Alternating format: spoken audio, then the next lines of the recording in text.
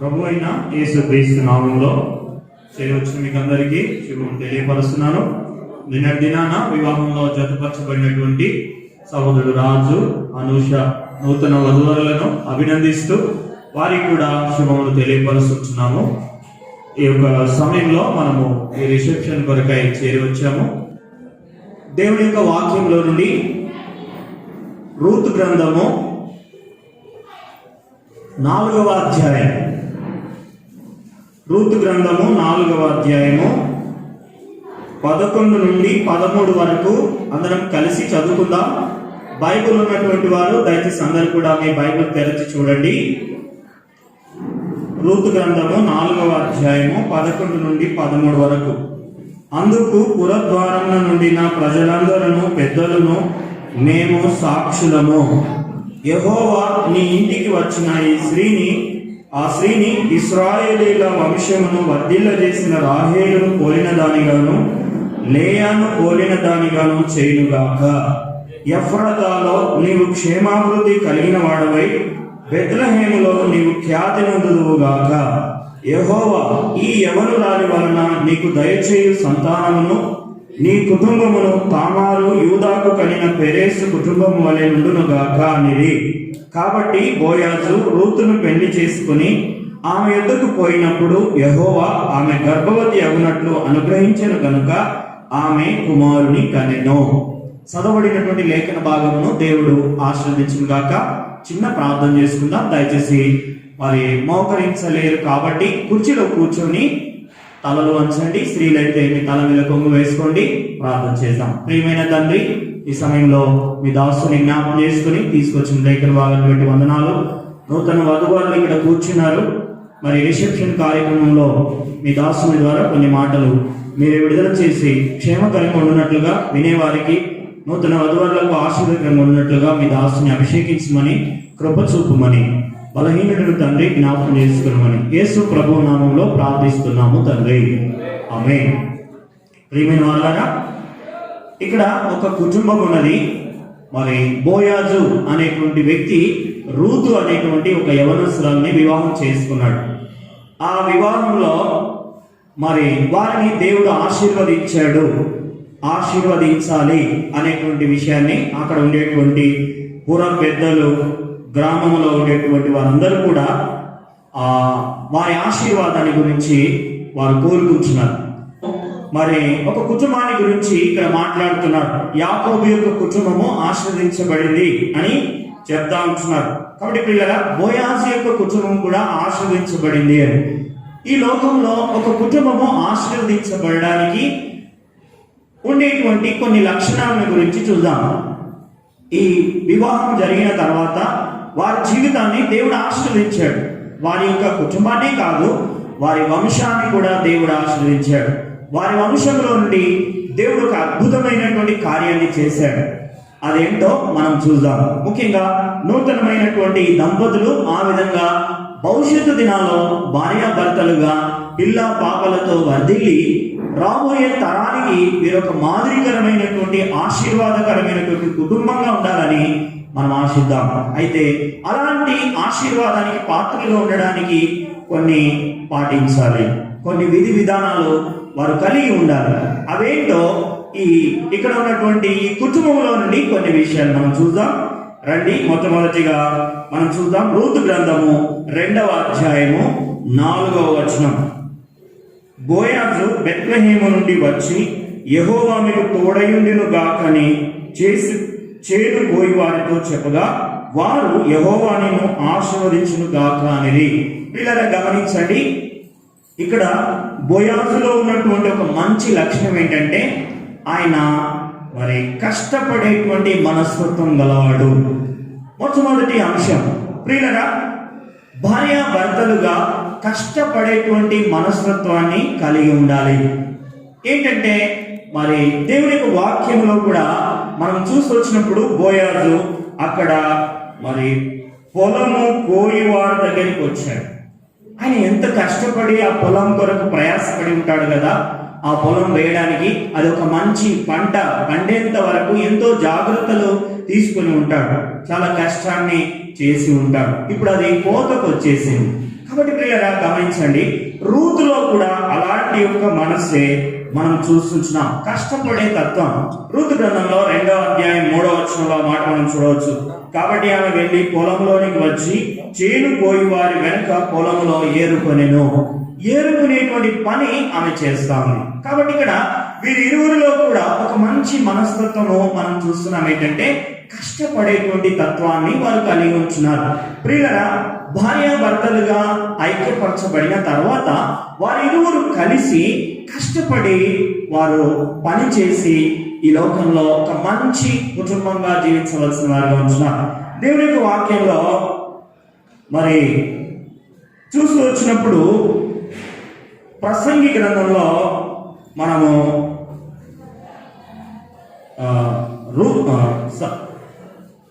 సామెతల గ్రంథము 4వ అధ్యాయము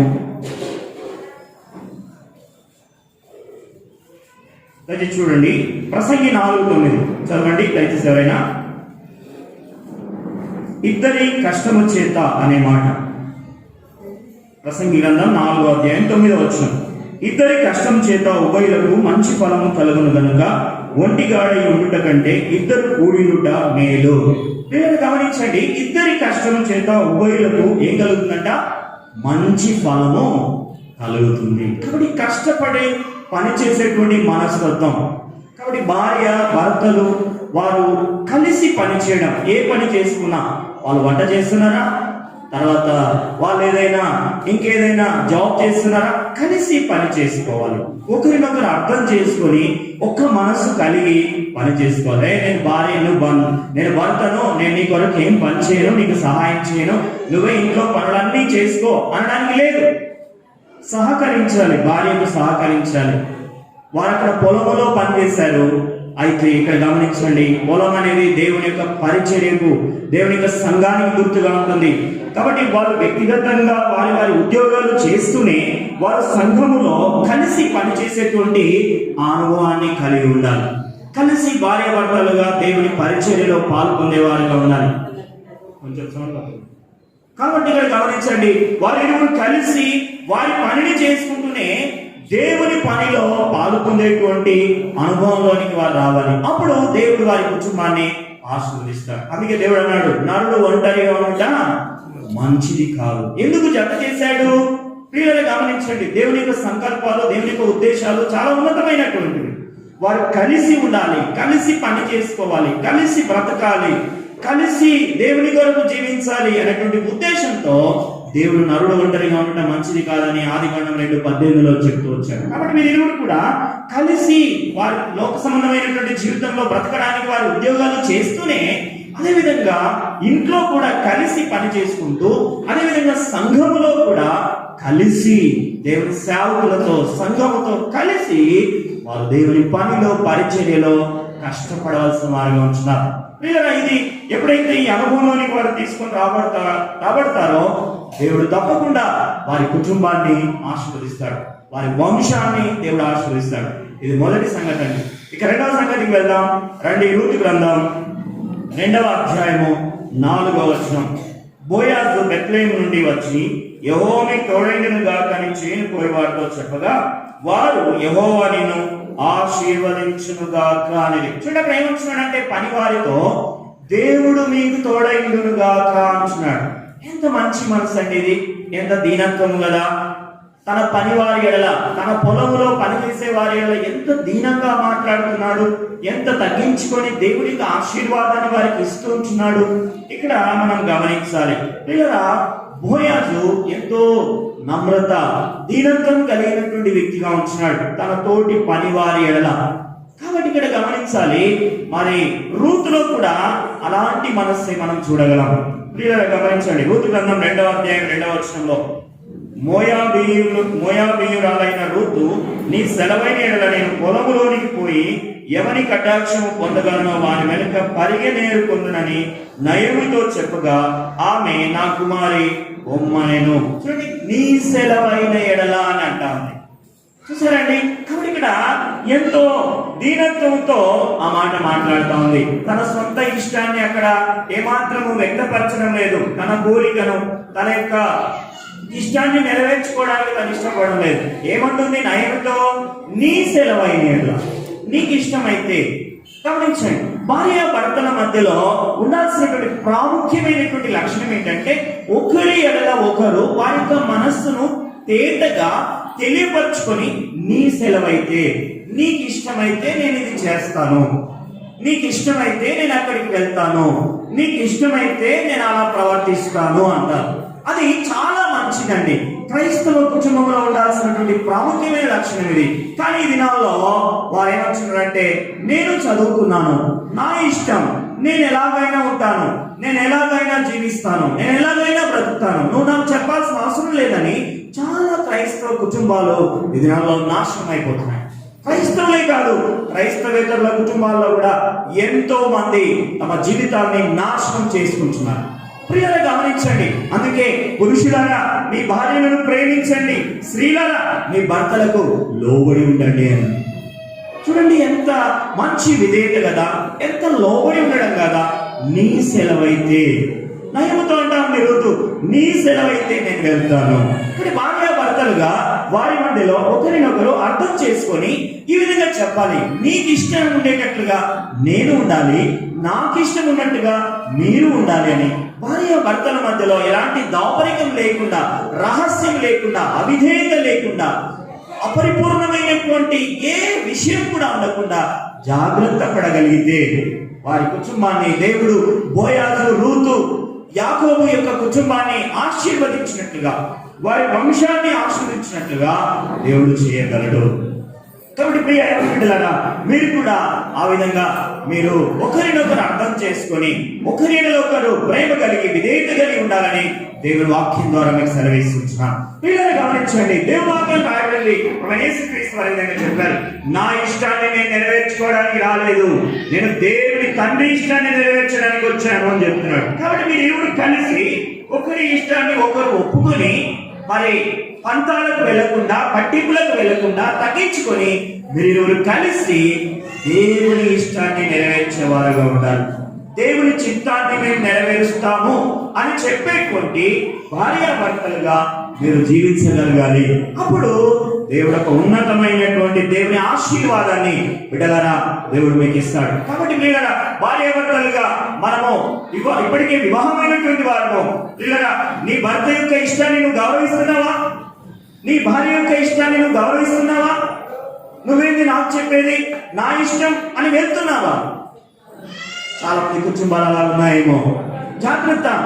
దేవుని ఇష్టాన్ని నెరవేర్చడానికి ఒకరి ఇష్టాన్ని ఒకరు నెరవేర్చుకొని దేవుడి కొరకు జీవించేటువంటి వారుగా ఉండాలని దేవుడు కోరుతున్నాడు. కాబట్టి పిల్లరా, అలాంటి యోగ్యమైనటువంటి మంచి జీవితము, దీనత్వము కలిగిన, నమ్రత కలిగిన, విధేయత కలిగిన, లోబడే మనస్తత్వం కలిగినటువంటి వారి కుటుంబాన్ని దేవుడు ఆశీర్వదిస్తాడు. మొదటి పేతురు రాసిన పత్రిక 5వ అధ్యాయంలో 5వ వచనం రాయబడింది, దేవుడు అహంకారాన్ని ఎదిరించి దీనులకు కృప అనుగ్రహిస్తాడు అన్నాడు.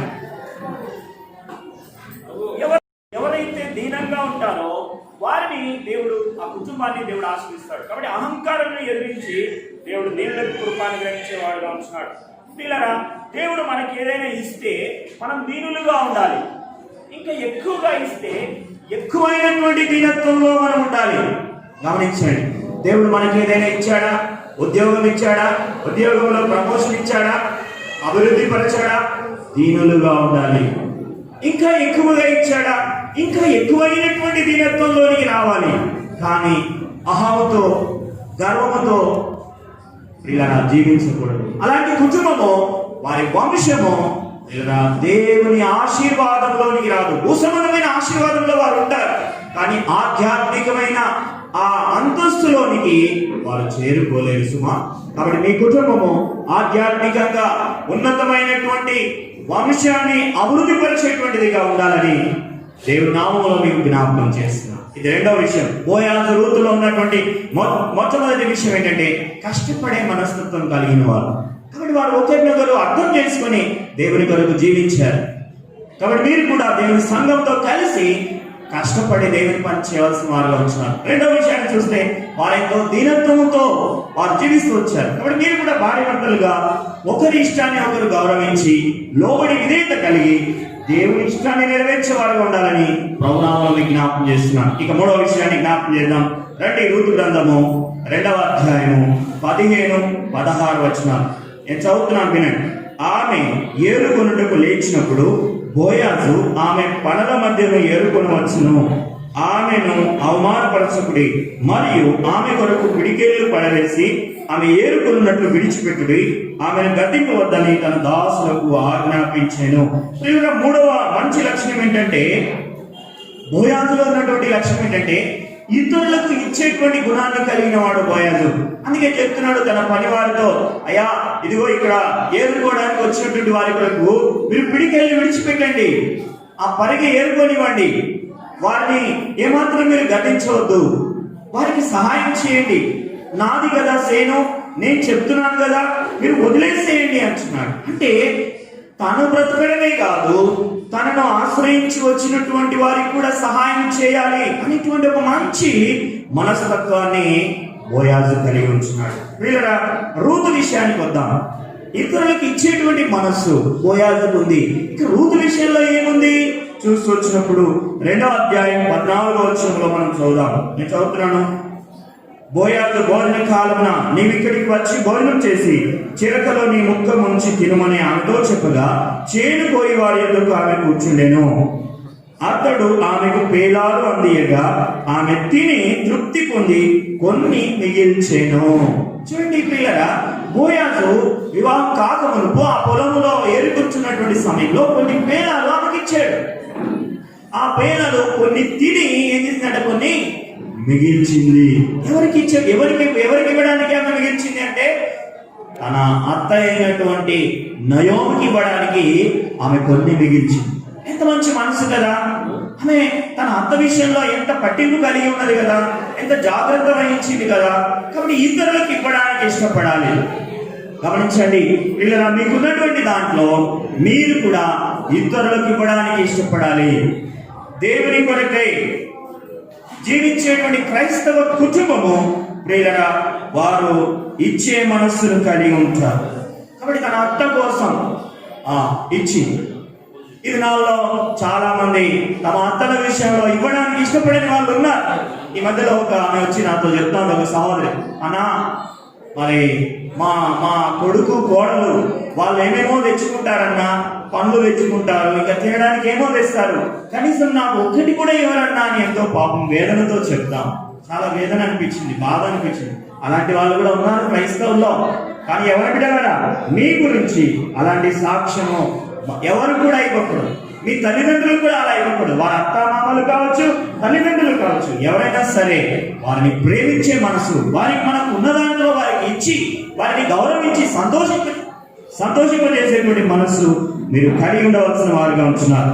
చూడండి, సామెతల గ్రంథము 28వ అధ్యాయము 27వ వచనం దయచేసి చదవండి, నేను ముగించేస్తాను. సామెతలు 28. బీదలకు ఇచ్చువానికి లేమి కలగదు. చూడండి, బీదలకు ఇచ్చువానికి లేమి కలగదండి. కొంతమందిని గురించి అంటారు, ఏమంటారు, ఎంగిలి చేత కూడా కాకిని కొట్టనంట. ఎందుకు చెప్పండి? చేతిలో ఉన్నటువంటి అంటిన మెతుకులు ఏమైనా కింద పడితే కాకి తింటదేమో. ఎంత ఘోరం అండి! అలాంటి వాళ్ళు ఉన్నారండి, సందేహమే లేదు. కాబట్టి మన జీవితం అలా ఉండకూడదు. బీదలకు ఇచ్చే వారికి ఏముండదంట? లేమి ఉండదండి.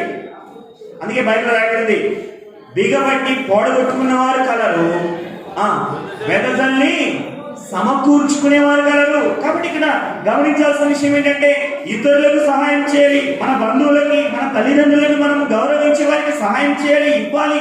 అదే సమయంలో మనకు కలిగిన దాంట్లో నుండి దేవుని పరిచర్య కొరకై ఇవ్వడానికి మీ కుటుంబము సహకారంగా ఉండాలి. దేవుని పని అభివృద్ధి కొరకై, దేవుని పరిచర్య అభివృద్ధి కొరకై ఒక భార్య భర్తలుగా ఒక కుటుంబము ఎప్పుడైతే తీర్మానం చేసుకొని దేవుని పరిచర్యకి ఇవ్వడానికి వారు సిద్ధంగా ఉంటారో ఆ కుటుంబాన్ని దేవుడు బ్లెస్ చేస్తారు. ఆ కుటుంబాన్ని, ఆ సంతానాన్ని దేవుడు వర్ధిల్ల చేస్తాడు, ఆశీర్వదిస్తాడు. అలాంటి అనుభవంలోనికి మీరు రావాలని దేవుడు కోరుతున్నాడు. ఎవరి బిడ్డలారా, క్రైస్తవ కుటుంబంలో ఉన్నటువంటి ఇక్కడ కూర్చున్న వాళ్ళారా, మనం అలాంటి అనుభవంలోనికి వచ్చినప్పుడు దేవుడు వారిని ఆశీర్వదించేవాడుగా ఉంచినాడు. ఇక చివరిగా 4వదిగా చెప్పి నేను ముగించేస్తాను. రండి, రూతు గ్రంథం 3వ అధ్యాయము 12వ వచనం. నేను నిన్ను అయితే ఆయన వెంటనే రూతు యొక్క అందాన్ని చూసి, రూతు యొక్క యవన వయసును చూసి వెంటనే నేనే నిన్ను వివాహం చేసుకుంటానని చెప్పవచ్చు. కానీ బోయాజు ఆ విధంగా చెప్పలేదు. అమ్మా రూతు, నేను విడిపించడం వాస్తవమే, విడిపిస్తాను, కానీ నాకంటే సమీప బంధువుడు ఒకడు ఉన్నాడు, ఆయన విడిపించాలని చెప్తున్నాడు.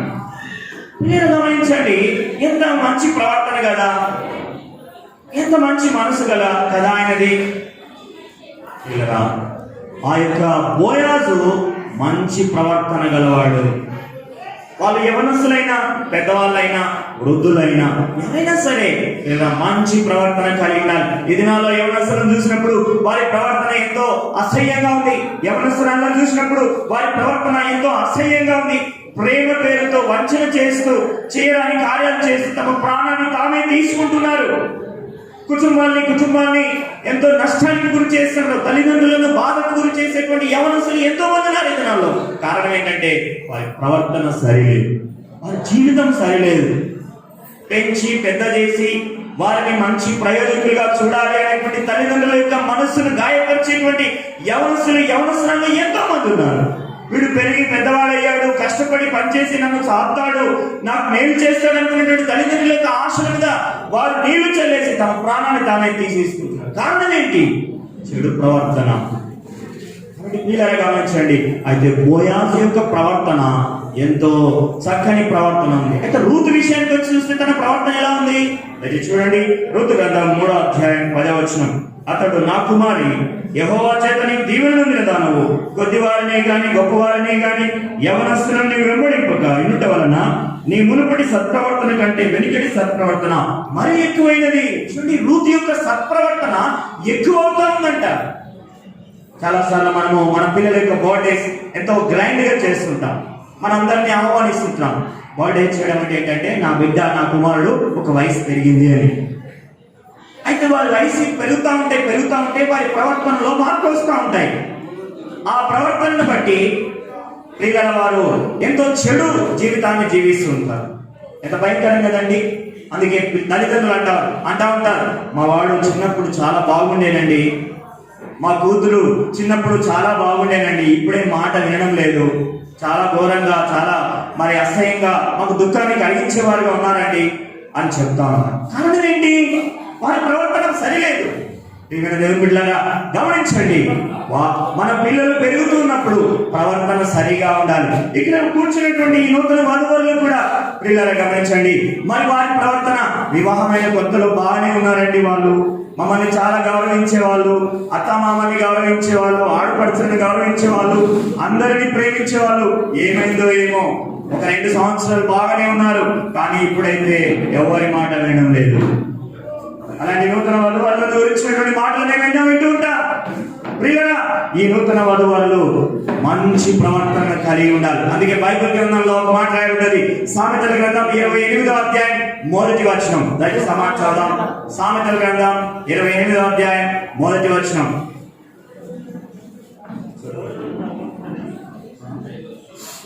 22 1వ వచనం. క్షమించండి, సామెతల గ్రంథం 22వ అధ్యాయం 1వ వచనం.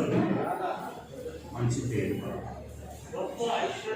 గొప్ప ఐశ్వర్యం కంటే మంచి పేరును వెండి బంగారముల కంటే దయయు కోరదగినవి. గమనించండి, ఇక్కడ గొప్ప ఐశ్వర్యం కంటే మంచి పేరు, వెండి బంగారముల కంటే దయ కోరదగినవి. ప్రియులు, మనకు డబ్బు ఉండవచ్చు, ఉద్యోగం ఉండవచ్చు, అధికారం ఉండవచ్చు, మంచి పేరు లేకపోతే అది వృధాయే.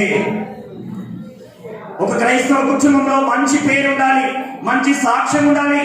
ఎవరైనా కావచ్చు, మంచి పేరు సంపాదించుకోవాలి. బ్రతికిన కొన్ని దినాలైనా కూడా ఆయన చాలా మంచివాడండి, ఇతరులకు మేలు చేసేవాడండి, ఆమె చాలా మంచిదండి, ఇతరులను మేలు చేసేవాడండి అనే సాక్ష్యాన్ని మనం సంపాదించుకోవాలి. ఈ క్రైస్తవ కుటుంబం కూడా అలా ఉండాలి. ఇక్కడ కూర్చున్న వారిలో మనం అలాంటి సాక్ష్యం కలిగి ఉన్నామా? మనని గురించి ఇతరులు బాగా మాట్లాడుతున్నారా? ఆయన మంచిగా లేడండి, ఆమె బాగా చెడిపోయారండి, భయంకరమైన జీవితంలో ఉన్నారండి అని మన గురించి మాట్లాడుతున్నారా? మంచి పేరు, మంచి సాక్ష్యం కలిగినటువంటి కుటుంబంగా మీరు ఉండాలని ప్రభునామంలో మీకు మనవి చేస్తున్నాను. చివరిగా ఒక మాట చదివి నేను ముగించేస్తాను. లూకాసు వార్త దయచేసి చూడండి. లూకాసు వార్త మొదటి అధ్యాయం, లూకాసు వార్త మొదటి అధ్యాయము ఒక కుటుంబాన్ని గురించి దేవుడిచ్చిన సాక్ష్యం ఎలాంటిదో చూద్దాం. చూడండి, లూకాసు వార్త మొదటి అధ్యాయం 5-6 వచనాలు. యూదయ దేశ రాజైన హేరోదు దినములలో అబియా తరగతిలో ఉన్న జకరియా అని ఒక యాజకుడు ఉండెను. అతని భార్య అహరోను కుమార్తెలలో ఒకటే, ఆమె పేరు ఎలిజబెతు. వీరిద్దరూ ప్రభు యొక్క సకలమైన ఆజ్ఞల చొప్పులను న్యాయ విధుల చొప్పులను నిరపరాధులుగా నడుచుకొనుచు దేవుని దృష్టికి నీతిమంతులైండిరి. చూసారండి, దేవుని దృష్టికి నీతిమంతులుగా ఉన్నారంట. ఎంత అద్భుతమైన విషయం! మనుషుల దృష్టికి కూడా నీతిమంతులుగా ఉన్నారు. కాబట్టి ఈ లోకంలో జీవించే ప్రతి ఒక్కరి జీవితము దేవుని దృష్టికి నీతిమంతులుగా ఉండాలి, మనుషుల దృష్టికి నీతిమంతులుగా ఉండాలి. ఈ కుటుంబం కూడా అలా ఉండాలని ప్రభు నామంలో ఇలా దేవుడు మనకి చేస్తున్నాడు. నేను కూడా మీకు ప్రభునామాలు గుర్తు చేస్తున్నాను. కాబట్టి మీ కుటుంబము సకల విధమైనటువంటి దేవుని ఆజ్ఞలను అనుసరిస్తూ ప్రభువును సేవిస్తూ ఉండాలని, మంచి పేరు కలిగి ఉండాలని. మంచి కుటుంబం, మంచి భార్య భర్తలు నెమ్మదిగా ఉంటారు, మంచి సహకారులుగా ఉంటారనేటువంటి మంచి సాక్ష్యము మీ కుటుంబం సంపాదించుకోవాలని దేవుడు కోరుతున్నాడు. ప్రియులారా, ఇక్కడ ఋతు గ్రంథంలో 4వ అధ్యాయంలో మనం చూస్తూ వచ్చినప్పుడు 21వ వచనం, బోయాజు ఓబేదును కనెను, ఓబేదు యెషయిని కనెను, యెషయి దావీదును కనెను. చూసారా, ఆ బోయాజు రూతు యొక్క కుటుంబాన్ని దేవుడు ఆశీర్వదించాడు. వారిలో ఉండేటువంటి కష్టపడే మనస్తత్వాన్ని బట్టి, వారిలో ఉండే దీనత్వాన్ని బట్టి, వారిలో ఉండే ఇతరులకు ఇచ్చే మనస్తత్వాన్ని బట్టి, వారిలో ఉండేటువంటి మంచి ప్రవర్తనను బట్టి ఆ కుటుంబాన్ని దేవుడు ఆశీర్వదించాడు. దేవుడికి ఇష్టంగా వారు జీవించారు. ఆ కుటుంబాన్ని కాదు, వారి వంశాన్ని దేవుడు ఆశీర్వదించాడు. ఆ వంశంలో నుండి దావీదు పుట్టాడు. దావీదు యొక్క వంశంలో నుండి ప్రభువైనటువంటి యేసుక్రీస్తు వారు దేవాది దేవుడైంది మానవుడిగా ఈ లోకానికి వచ్చాడు. సర్వ మానవాళి కొరకు ఆయన ప్రాణం పెట్టాడు. ఆ యేసుక్రీస్తు ప్రభు ద్వారా ఈ ప్రపంచంలో ఉండే మానవాళి అందరికీ కూడా రక్షణ కలిగించబడింది, పాప క్షమాపణ కలిగించబడింది. చూసారా, ఒక కుటుంబం యొక్క యోగ్యమైనటువంటి జీవితాన్ని బట్టి వారి వంశమే ఆశీర్వదించబడింది. కాబట్టి మీ జీవితం ద్వారా కూడా ఒక కుటుంబం ద్వారా పిల్లలు, పిల్లల పిల్లలు, వంశమే ఆశీర్వదించబడాలి. అదే సమయంలో ప్రపంచంలోనే మానవులందరికీ కూడా రక్షణ కొరకైనటువంటి ఏర్పాటు మీ క్రైస్తవ కుటుంబం ద్వారా కలిగించబడాలని ప్రభు జ్ఞాపకం చేస్తున్నారు. పిల్లల దేవాది దేవుడైన యేసుక్రీస్తు ప్రభువు మానవుడిగా లోకానికి వచ్చి మనందరి కొరకు శిలువలో చనిపోయి సమాజంలో తిరిగి లేచాడు. ఆయన విశ్వాసించడం ద్వారా మనం అందరం సంఘంలో చేర్చబడుతున్నాం. ప్రభు యేసుక్రీస్తు వారు వరునికి సాదృశ్యంగా ఉన్నాడు. ప్రభు యేసుక్రీస్తు వారిని అంగీకరించిన వారు సంఘానికి గుర్తుగా ఉంటారు. ఆ సంఘమే పెళ్లి కుమార్తెకి సాదృశ్యంగా ఉంది. యేసుక్రీస్తు ప్రభు ఈ లోకానికి వచ్చినప్పుడు ఈ సంఘమైన పెళ్లి కుమార్తె ఎత్తబడుతుంది. ఆ వరుడైన యేసుక్రీస్తు ప్రభువారితో వీళ్ళరా వారు ఐక్యపరచబడబోతున్నారు. కాబట్టి ఇది తాత్కాలికమైన వివాహము, ఇది భూ సంబంధమైన పెళ్లి, ఇది కొద్ది రోజులుండే పెళ్లి, ఇది శరీర సంబంధమైనటువంటి పెళ్లి. అయితే రాబోయే దినాల్లో ఉండేటువంటి ఆ గొర్రెపిల్ల వివాహోత్సవం జరిగేటువంటి ఆ వివాహము అది శాశ్వత కాలం ఉండేది, నిత్యత్వం ఉండేది, అది పరసంబంధమైనది. ఆ పరసంబంధమైనటువంటి ఆ వివాహంలో జతపరచబడాలంటే యేసుక్రీస్తు వారిని మన రక్షకునిగా మనం అంగీకరించినప్పుడు ఆయనలో యుగ యుగాలు, తరతరాలు, అనేక సంవత్సరాలు ఆయనతో పాటు మనం ఆనందంగా, సంతోషంగా ఆయనతో పాటు జీవించే ఆధిక్యతను యేసుక్రీస్తు వారు మనకు కలిగించారు. అలాంటి ఆశీర్వాదం మీకు కావాలంటే ఈ రిసెప్షన్ లో యేసుక్రీస్తు ప్రభువుని సొంత రక్షకునిగా అంగీకరించినట్లయితే నిన్ను ఆశ్రయిస్తారు, నీ కుటుంబాన్ని ఆశ్రయిస్తాడు. ప్రభు యేసునందు విశ్వాసం ఉంచుకో, అప్పుడు నీవు నీ ఇంటి వారు రక్షణ పొందుదురు. ఎంత ఆశీర్వాదం ఇది! జాగ్రత్త క్రైస్తవులారా, ఇంకా ఇక్కడ కూర్చున్న వారారా, నువ్వు, నీ కుటుంబం, నీ వంశం ఆశ్రయించబడాలంటే మన కుటుంబం ఒక మాదిరికరమైన కుటుంబంగా ఉండాలి. ఆ విధంగా ఈ కుటుంబం ఉన్నట్లుగా ప్రభు వారికి సహాయం చేయగలగాలి. ప్రార్థన చేసుకుందామండి. దయచేసి అందరూ మోకరించండి. అట్లే కళ్ళు మూసుకోండి, మాట మనం ప్రార్థన చేసుకుందాం.